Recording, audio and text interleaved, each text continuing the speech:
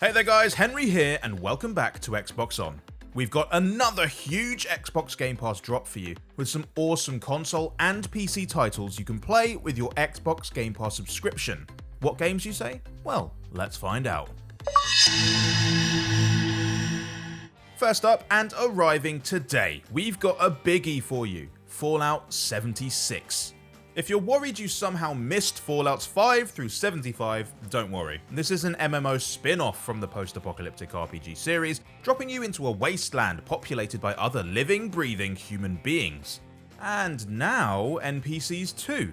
The game's undergone some big changes since launch, with 4 free expansions and another 2 on the way. The biggest and most long-awaited of those updates has to be Wastelanders, which introduced computer-controlled survivors you can chat to, get quests from, and even romance. It all brings the game closer to that classic single-player Fallout RPG experience, meaning if you prefer to go it alone, that's now totally an option. And Fallout 76 just keeps on getting bigger. Its first season kicked off last month, offering a progression track with 100 levels and rewards to move through by completing daily and weekly challenges. This is all totally free to everyone, whether you bought the game or are playing through Xbox Game Pass. Not bad, eh?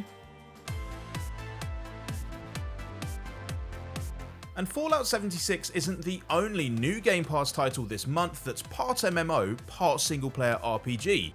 Well, sort of. We'll get to that in a sec. CrossCode's retro stylings might make it look like an old-school JRPG, but it's actually brand new, with a day-and-date launch on Xbox Game Pass for console. And while CrossCode definitely borrows a lot from the 16-bit era games, it 100% puts a modern spin on them. Combat is fast-paced and satisfying enough that you might think this is an action game, but there's also platforming sections, inventive puzzles, and an intricate world to explore. But the coolest twist that CrossCode adds is probably its story. You're Leah, an MMO avatar without a player who lives in the virtual universe of Crossworlds. That's right, you play as an MMO character, doing all the stuff you'd expect to do in an MMO, joining guilds, taking part in raids.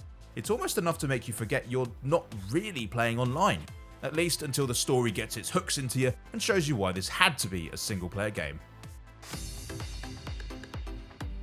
Next up, we've got a tale of souls and swords eternally retold. In this case, literally, because Calibur VI is a reboot that shines a new light on the events of the first game in the series across 2 totally different story modes. Soul Chronicle recounts the events of the original Soul Calibur, introducing you to all the important movers, shakers, and punchers in the roster. But Libra of Souls is almost like a fighting game RPG. You create your own custom character and level them up as you travel the world, bumping into recognizable fighters as well as ones designed by other players. Of course, this would mean nothing without solid fundamentals, but fortunately over 6 games, the mechanics have been sharpened to perfection. If you've never played a Soul Calibur game before, the main thing you need to know is that every character comes with their own weapon. Sword, axes, nunchucks, and whatever the hell is going on with Voldo. He just kind of wears a weapon all over his body. Anyway, it's easy to pick up Soul Calibur 6 and have a button mashing good time, but stick around and there's a lot of depth to discover, especially with the introduction of the new Reversal Edge counter.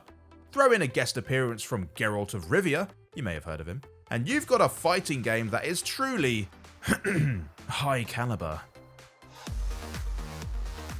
And finally, if you've got room for one more, on Xbox Game Pass for PC, we've got Out of the Park Baseball 21. Now, if you're not a hardcore baseball fan, you might not have heard of this long-running franchise, but it's a beloved and amazingly well-reviewed series. I mean, there are 3 Out of the Park games on Metacritic's top 100 rated PC games of all time. This is a sports strategy game where you manage your favorite team and lead them to the top of the league. Think Football Manager with mitts instead of boots and you'll be in the right ballpark. It's got fully licensed rosters for the major and minor leagues for the current season and stretching all the way back to 1871. With a new tool that lets you design your own stadium in 3D, an updated Perfect Team online multiplayer mode that lets you pull together your all-time dream team, and just generally more depth and customization than ever before, Out of the Park 21 knocks it, well, you know. And if you're an Xbox Game Pass Ultimate subscriber, that's not the end of the good stuff you can get your hands on this month, thanks to perks. The exact selection varies depending on your region, so make sure to check your console or the Xbox Game Pass app to see what you can grab. But here in the UK, there's in-game content for the World of Tanks and Warship games, starter bundles for Warframe and Smite, and even a 3-month Spotify premium subscription you can pick up as part of your membership. Alas, not every game can be on Game Pass forever. A batch of titles will be leaving the collection on Wednesday, the 15th of July. Blazing Chrome, Dead Rising 4 and Metal Gear Solid 5 will all be exiting the console and PC libraries, while on PC this is your last chance to play Time Spinner, Unavowed and Undertale. So if these have been sat on your to play list, hop to it, and if you like what you play, remember you can actually buy the full thing to keep with your Game Pass discount. Just make sure you do it before the 15th. That's all we've got for you this time, but it probably won't be long before the next set of Xbox Game Pass titles arrive, so make sure you're subscribed to the channel and signed up for notifications so you don't miss it when they do. Until next time, hit that like button, shout out which games you'll be playing down in the comments, and we'll see you soon. Bye!